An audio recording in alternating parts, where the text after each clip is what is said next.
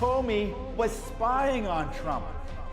Well, the reason he was writing the memos was to create a record so that he could destroy No him. American knowingly colluded with the Russians to interfere in our election campaigns. Oh, wait, unless you mean Hillary Clinton. Pardons, prosecutions, and transparency.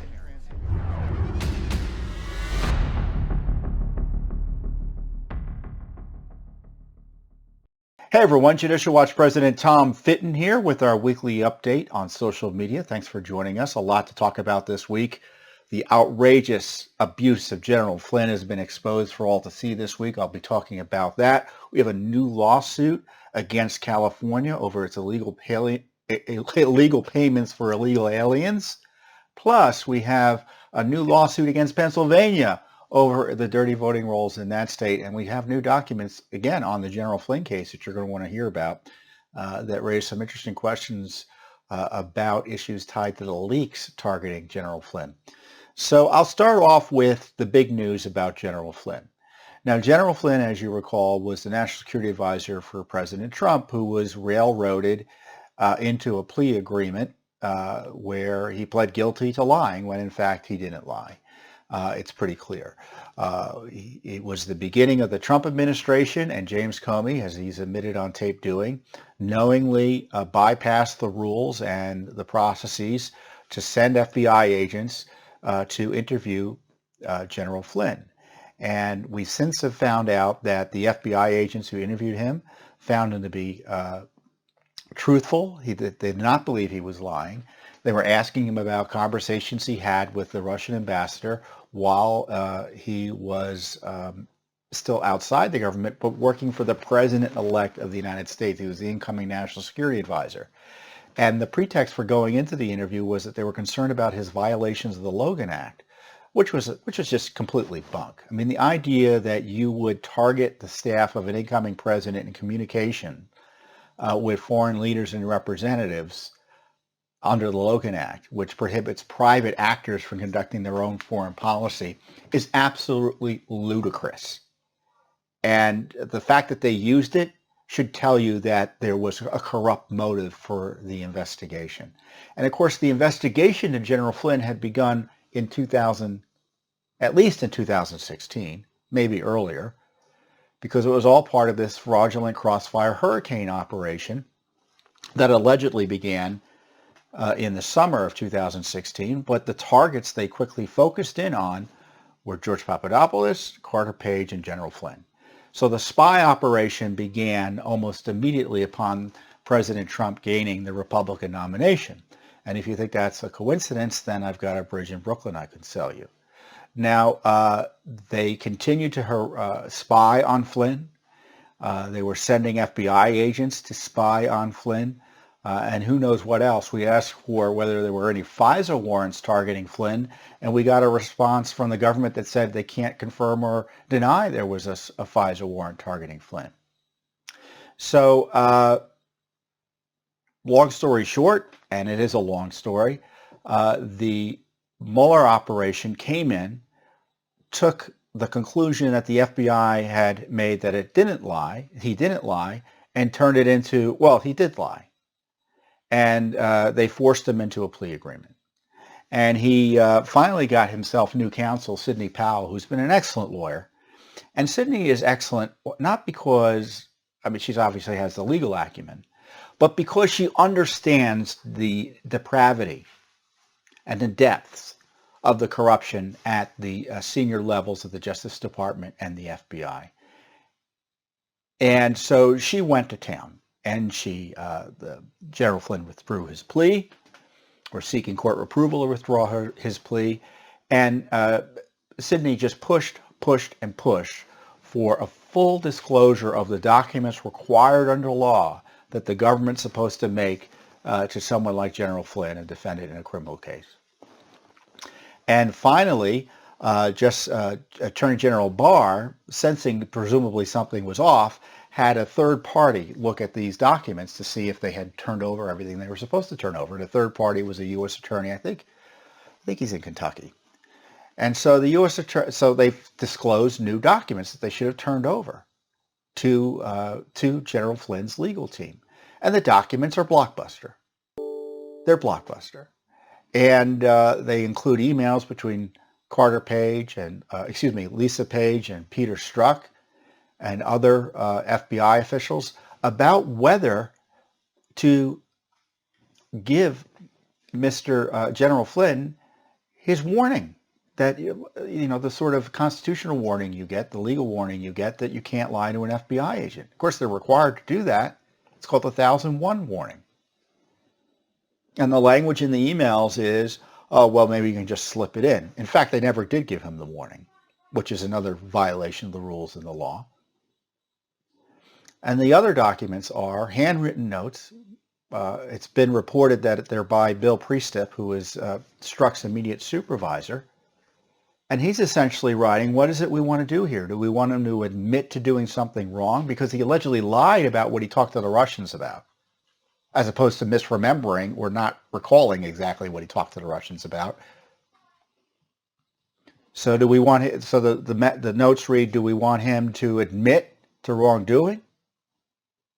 Do we show him the evidence we have, which is what we normally do? Or do we want to get him fired and prosecuted?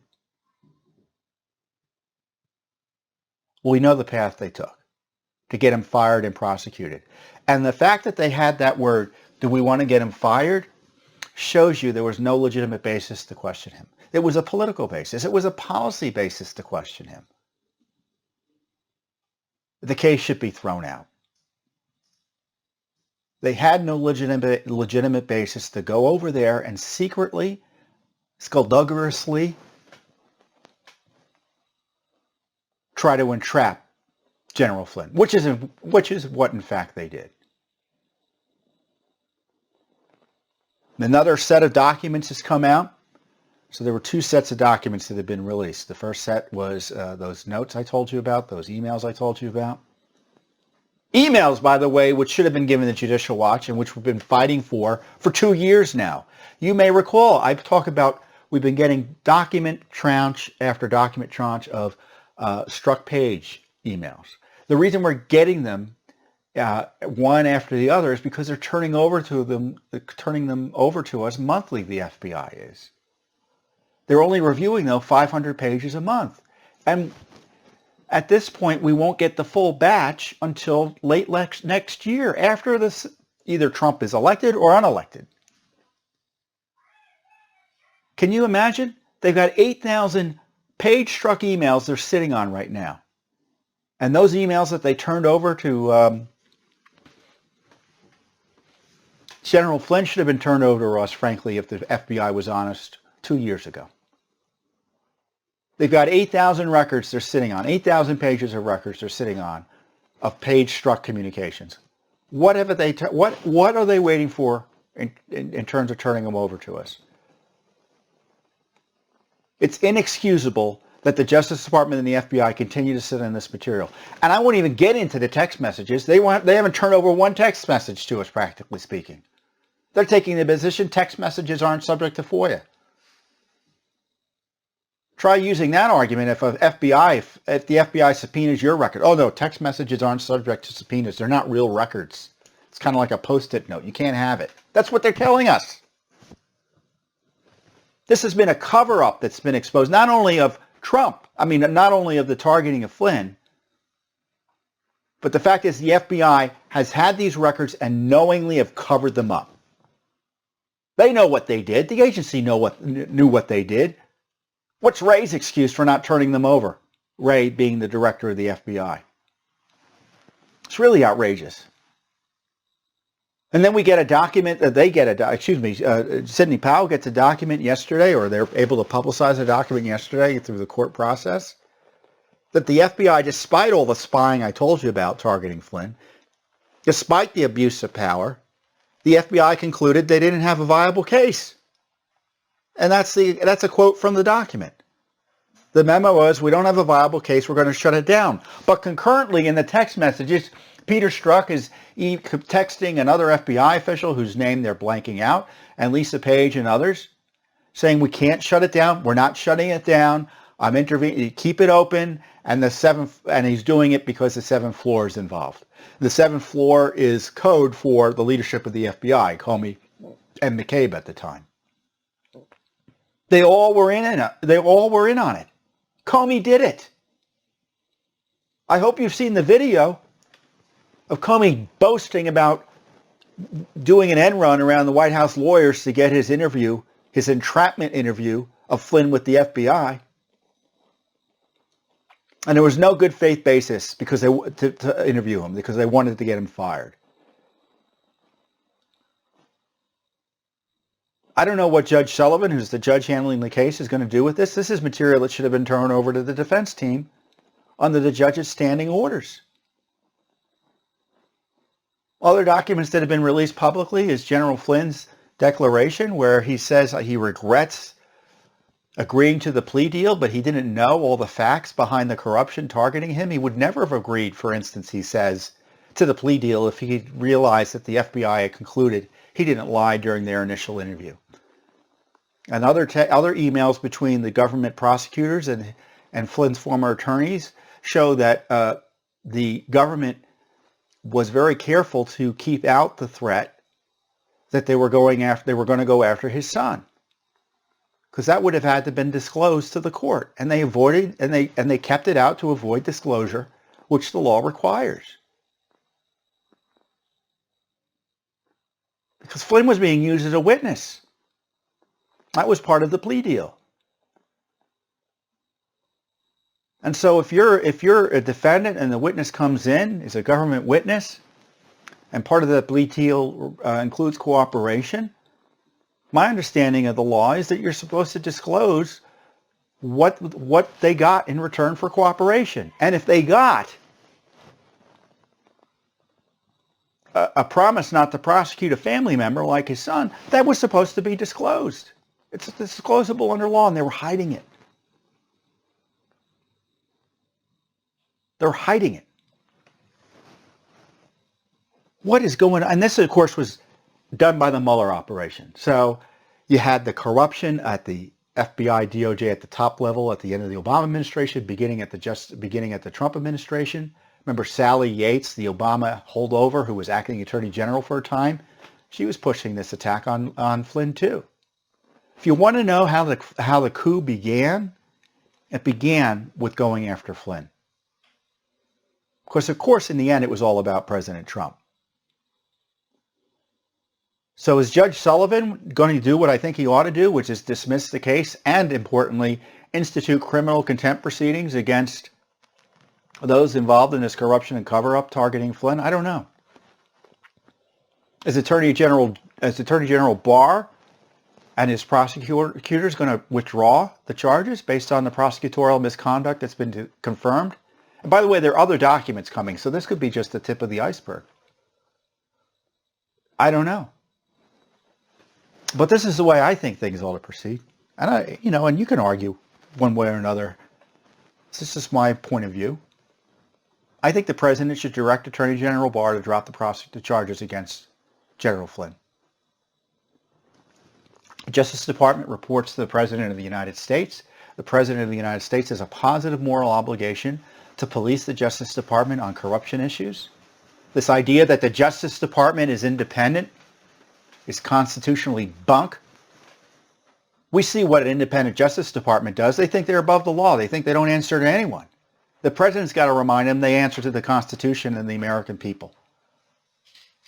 And I know the left will say, oh, the President can't interfere with Justice Department prosecutions. He has a constitutional obligation, though, to uphold the rule of law here. Now, maybe Barr will do it and the President doesn't have to intervene. I suspect the only way to get full justice in this case is to have the President intervene. The other question is, should the President pardon Flynn? I've been of the long-standing view that virtually every American caught up in the Mueller operation and subsequent prosecutions like Roger Stone, which is kind of which was inherited by the Justice Department from the Mueller operation, should be pardoned. General Flynn should be pardoned. Stone should be pardoned. Manafort should be pardoned. Other Americans caught up in this should be pardoned as well. Now, I know Flynn, if he's exonerated, you're going to say, well, maybe he doesn't need pardoning if they drop the charges.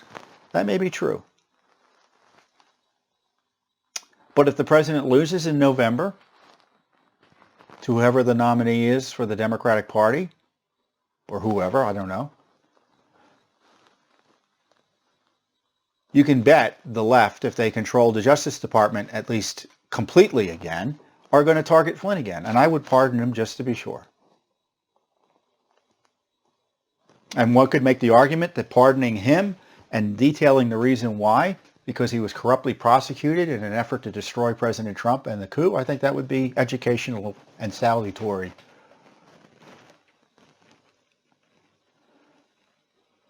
For the public good.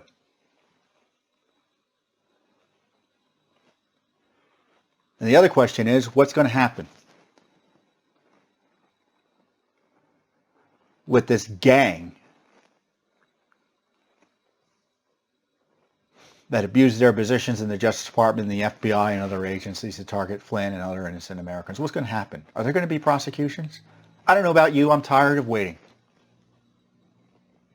They've known about this corruption for years. Nothing's been done on the FISA-gate corruption. They know the president was illegally spied on. They know Carter Page was illegally spied upon. They know there was no good faith basis to smear him and to abuse the powers entrusted to them by the American people. The Obama administration did. And it goes straight to the top. Obama knew. Biden knew. Susan Rice knew. The whole leadership knew. They all knew what was going on. And the fact there have been no prosecutions, and that Flynn is still being prosecuted by this Justice Department, is an outrage.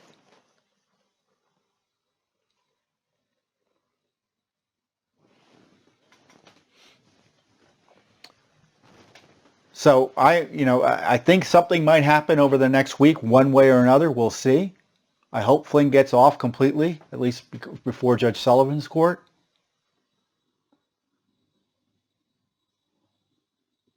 But who's responsible for this cover-up? These documents they've been sitting on.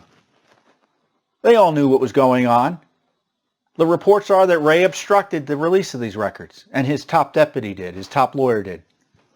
If that's true, they should be hauled before court, and they should be investigated as well for obstructing justice. I'm serious, if that's true. It's that serious. If a corporate leader was involved or alleged to have been done something like that in terms of hiding or stalling the release of documents as required by a court, they would be subject to criminal investigation. And that Mueller abused his power, his special counsel team abused their powers to target Flynn like has been exposed. They ought to be subject to criminal investigation. But I'm not seeing any evidence that's being done. I'm not. Maybe tomorrow they'll start doing a grand jury and everyone will be hauled in. I hope and pray I'm wrong. But in the meantime, Judicial Watch is going to continue to do its litigation because we don't trust the Justice Department. We don't trust the FBI. We don't rely on them. We hope they do the right thing. But we won't be fooled into complacency, nor should you. The FBI is a seriously sick organization in terms of ethics. That's clear. Director Wray has done little, if anything,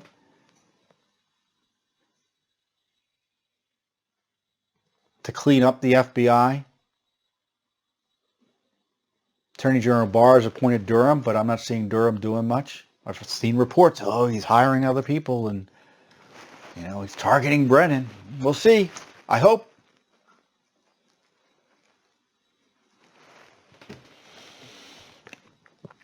One thing Durham is supposedly doing is something that Judicial Watch has already been doing, which is investigating the what looks to be illegal leaks targeting General Flynn.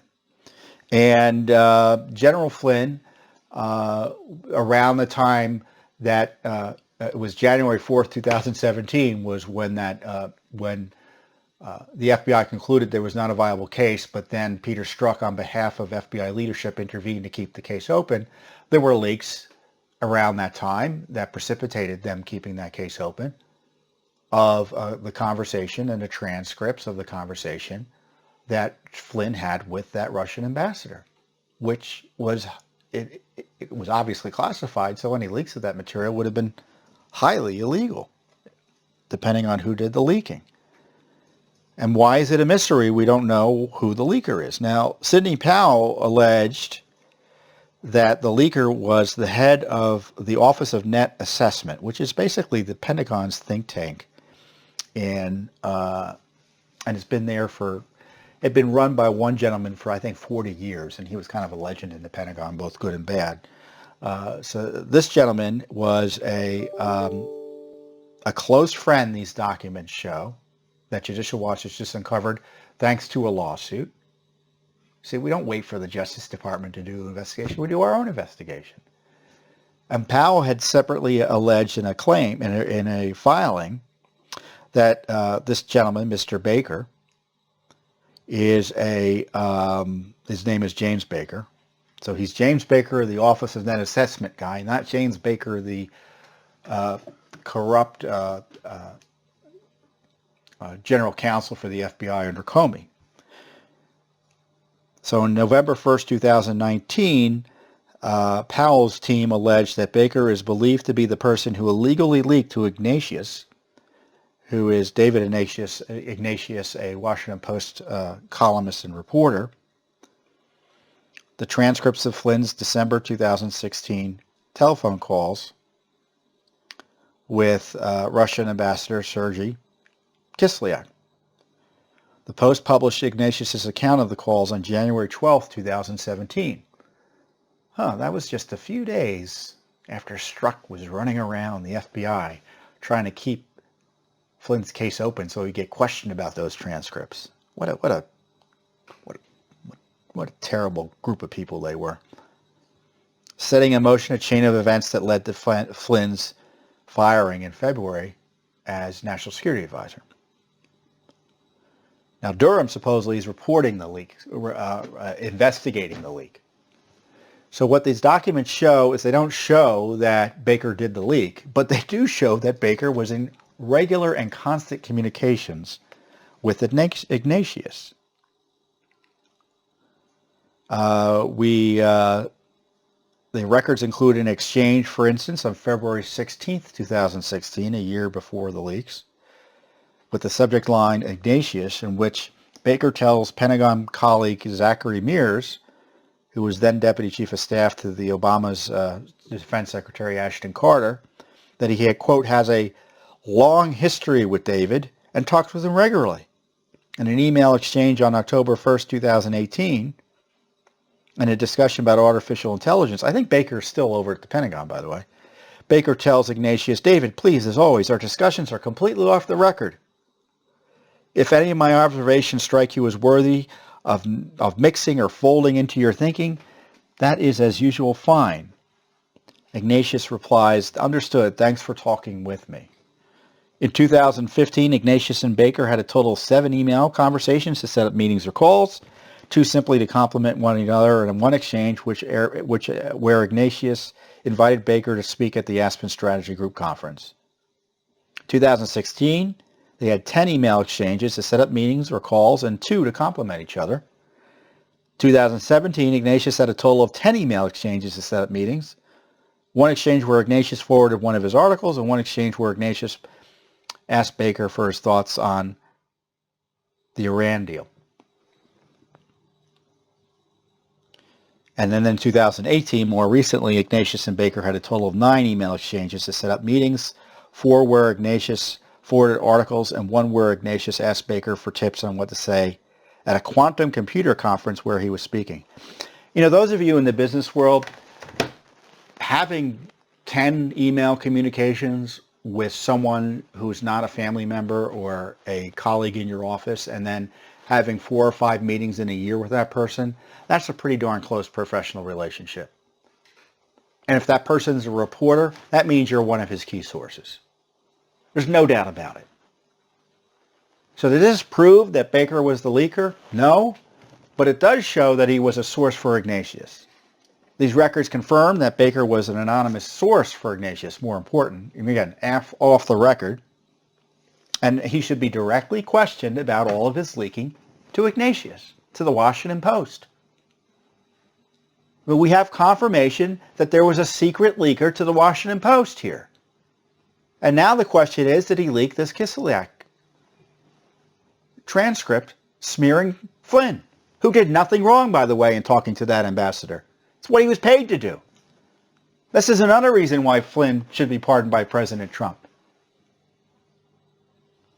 It was his agent, General Flynn, doing his job for the president-elect to talk to foreign leaders.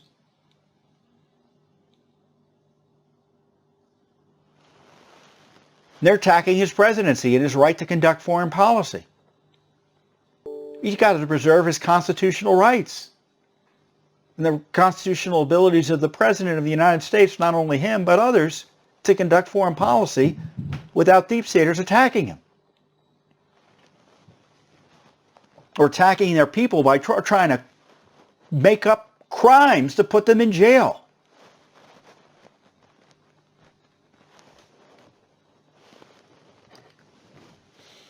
I almost turned off the video. I'm so angry. But I'm going to keep on going. There's a lot more to talk about.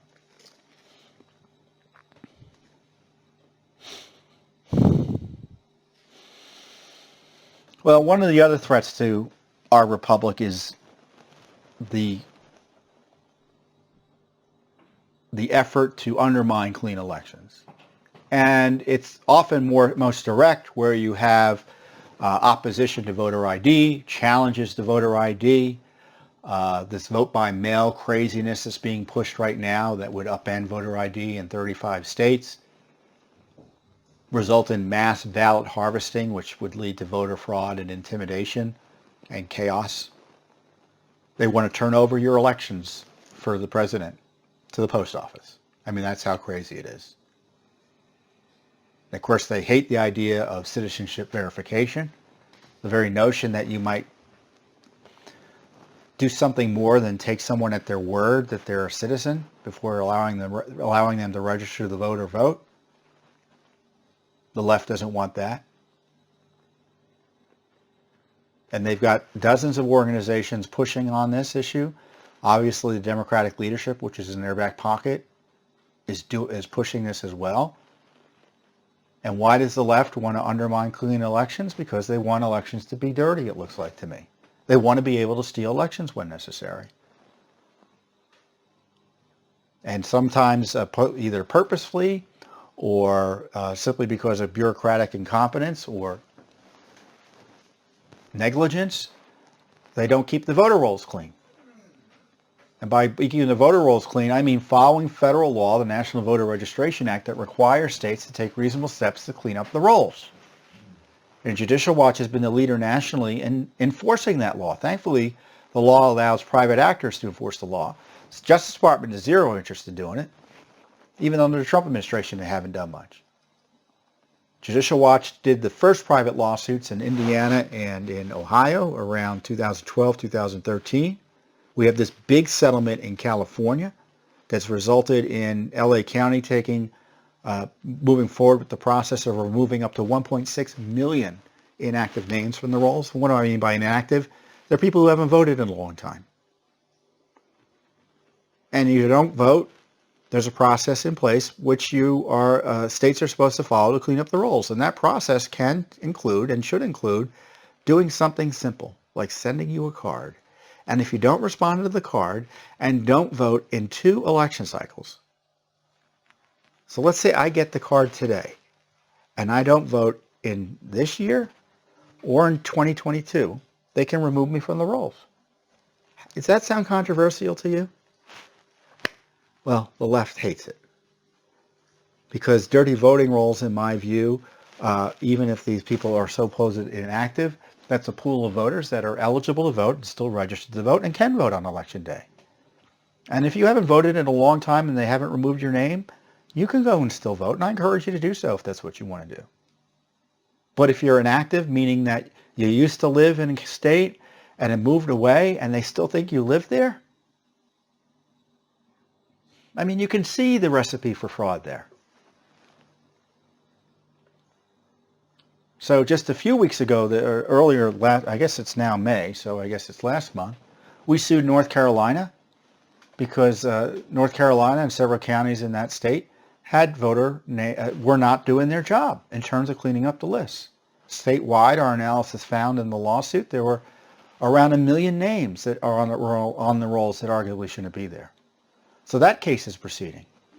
And right now there's a leftist group trying to intervene to oppose Judicial Watch's efforts to clean up the rolls.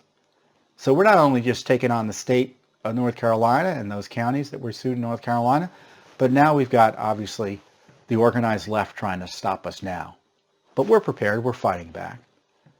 And in fact, we're fighting back even harder in the sense we just filed a lawsuit this week in Pennsylvania against Pennsylvania and several counties in Pennsylvania to clean its voter rolls. The counties in Pennsylvania are, for those of you who live there, there are 3 counties: Bucks County, Chester County, and Delaware County. Bucks County has about 475 registrations.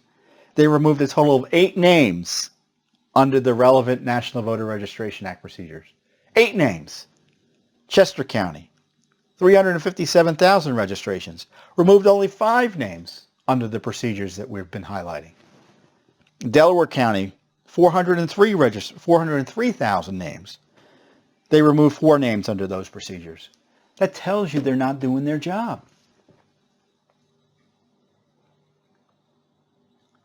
And the Justice Department is nowhere to be seen in enforcing the law here. And Judicial Watch has to go in, sue Commonwealth of Pennsylvania, the 3 counties there.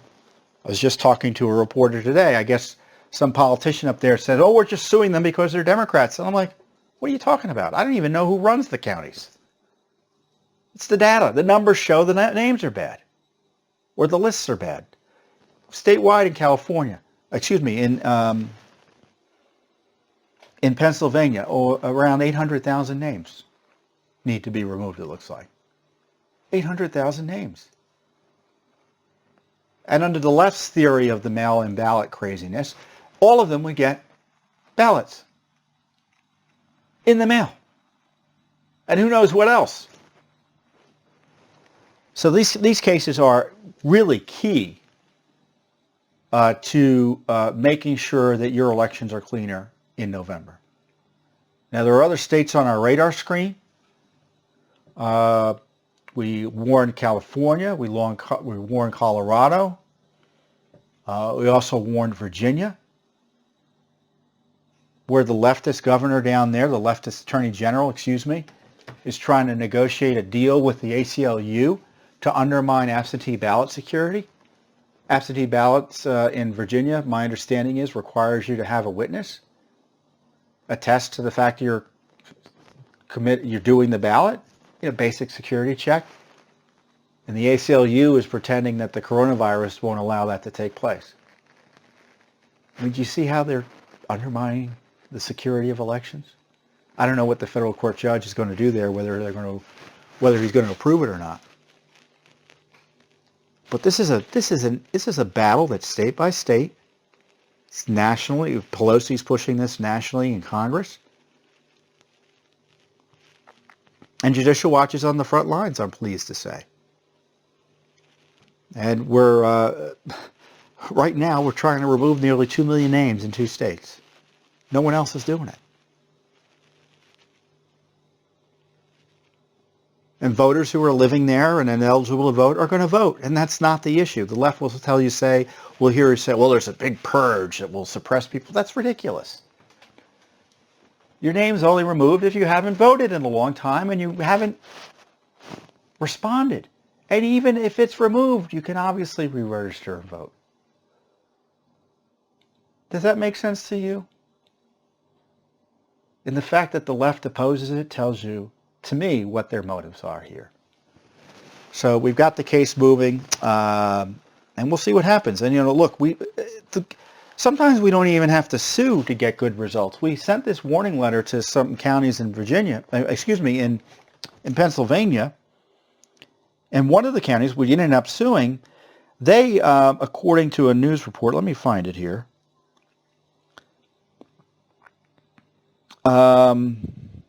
Removed 60,000 names from the rolls. 60,000 names. Allegheny County removed, 69,000 inactive voters from the rolls.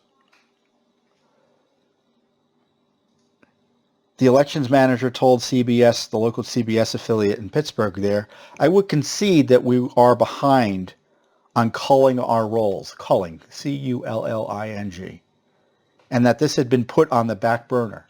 So our letter, without us having to file a lawsuit, educated that county official about his obligations under law, and he took immediate steps, as he was allowed to do under law, to remove names that they had been sitting on. 69,000 names. So we've kind of won in some respects in Pennsylvania already. Another great group is pushing the county Allegheny, because there are still dead people on the rolls there, so that's another big issue. But this is just great. It's great in two levels. It's great that we're able to just show up, and they get so nervous and they're so concerned about our reputation and work that they do what they need to do immediately without our having to sue. And what's also great is that we're willing to sue, because no one will pay attention to you in this day and age, especially corrupt government officials, unless you haul them into court. And Judicial Watch is doing it like no one else, not only in the country, in the world, is doing it. There's no other, there's in terms of a government accountability, government watchdog, citizen group, there's nothing like Judicial Watch in the world. Nothing like it. Certainly not in the country. And if it's nothing like us in the country, there's nothing like us in the world. And we do it with your support. I want to thank you again for that. And hopefully I give you more reason to continue your support.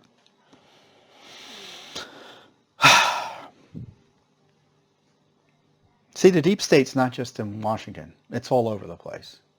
And by the deep state, I mean this kind of arrogance and contempt for the rule of law. You're seeing this in California in spades, with the leftist legislature there just passing laws they know to be unconstitutional and seeing if they can get away with it. We fought back in California, for instance, when they passed this requirement, knowing that it was unconstitutional, to require presidential candidates to disclose their tax returns in order to get on California ballots. In case you haven't noticed, the federal Constitution lays out the requirements for the president. The states can't add to them. The qualifications for a president, the states can't add to them. And we sued in court, and we won. And that's been knocked off. Now, more recently, you had the governor, Gavin Newsom, who has used the coronavirus to advance all sorts of far-left causes, including undermining our border security by diverting $75 million plus in cash payments to illegal aliens. So what did we do? We sued. Judicial Watch filed a lawsuit in the Superior Court of California on behalf of two California taxpayers, Robin Crest and Howard Myers, asking the court to stop the state from expending $75 million in taxpayer funds to provide direct cash assistance to unlawfully present aliens. Illegal aliens. And then there's another nearly $5 million in money that's spent to administer that. And what they're doing is they're spending the money outside the authority of the law. And in California, taxpayers have a right to challenge expenditures that are outside the law. And you know, federal law does provide for these types of cash benefits, believe it or not, however outrageous it may seem to you. But in order for that to happen, the legislature needs to follow the law and pass a law providing specifically for the benefits. And I'm quoting the law. A state may provide that an alien who is not lawfully present in the United States is eligible for any state or local public benefit only through the enactment of a state law which affirmatively provides for such eligibility. And of course, our lawsuit alleges that California's legislature has not enacted any law that affirmatively provides that unlawfully present aliens are eligible for that $75 million of money. Now, that would be terrible policy if it was passed, but at least there'd be some accountability. And it would presumably at least follow federal law. I don't know if it would even technically be illegal. That would require a deeper dive. But we now know what Newsom is doing is outrageously illegal.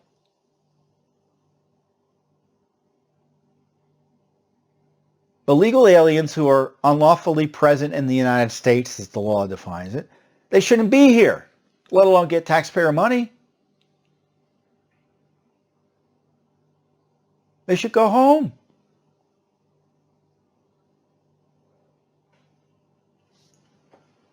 If they want to make the United States their home, have at it, but do it the legal way. Get in line like all the million plus honest immigrants do to come into the United States.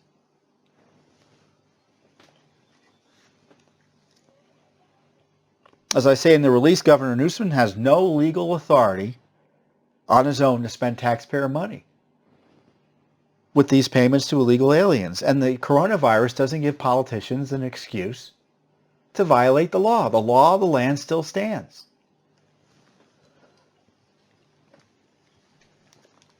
And thankfully, the states are beginning to open up. You know, this is why we got to get the states open up, because the longer these lawless shutdowns continue, this sort of corrupt behavior is encouraged and will happen more and more.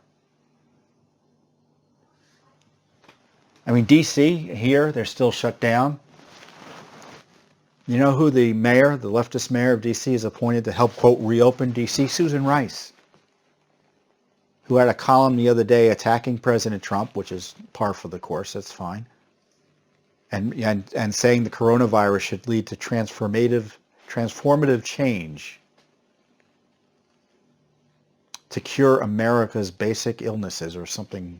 No, Americans' basic diseases, which were all like social. Completely anti-American tirade.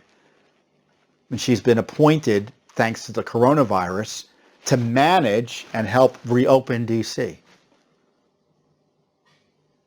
Obama's back. Obama's back thanks to the coronavirus, through people like Susan Rice. What else did I want to talk about? Oh, yeah, Joe Biden. Now, Joe Biden has an ethics problem. Joe Biden has a major ethics problem.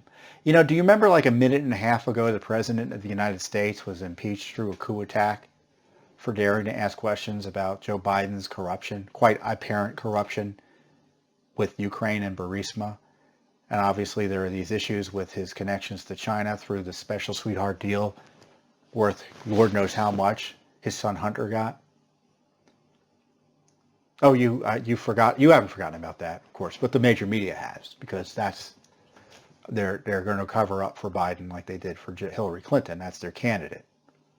And it's not to say you shouldn't vote for or against him. It's up to you. But the fact is that corruption scandals for left-wing candidates like Joe Biden are covered up by the major media often. They did it for Hillary Clinton, and now they're doing it for Joe Biden. And with Hillary Clinton, that cover-up and the protection racket for Hillary Clinton included the targeting of Donald Trump with that illegal spying. Similarly, the protection racket for Biden included the targeting of President Trump with the coup attack through the Schiff Pelosi impeachment. Now you've got this issue with this woman, Tara Reid, who is alleged of sexual assault by Joe Biden. Now, as Biden says it didn't happen, and some people have raised questions, including Judicial Watch, about where are the documents. So the University of Delaware supposedly has Joe Biden's documents. Those documents ought to be subject to FOIA, and who knows what we'll do. Well, you might suspect what we'll do, but if they're subject to FOIA, you can bet we're asking for them, and we're going to sue for them if we don't get them. And Biden was on TV this week or this morning saying, oh, the Senate has them in his archives. Well, those Senate archives, in our view, should be subject to common law right of access to information. It's not speech or debate material. These are personnel files, allegedly. They should be released.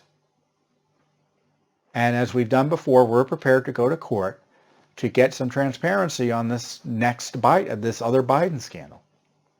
So I know that's something that's probably in the news a lot. You may be wondering what we're doing. But trust us, Judicial Watch, if it's possible, we will sue. We'll ask for the records and sue for the records if we're denied them. And of course, if it's possible. So I don't want to say the suit's guaranteed, but we don't make idle threats, generally speaking. So you can bank on that. So I want you to have a great week. Hopefully the country is more open next week than it is today. I hope you remain safe and healthy. And God bless you, and God bless the United States of America. Thank you.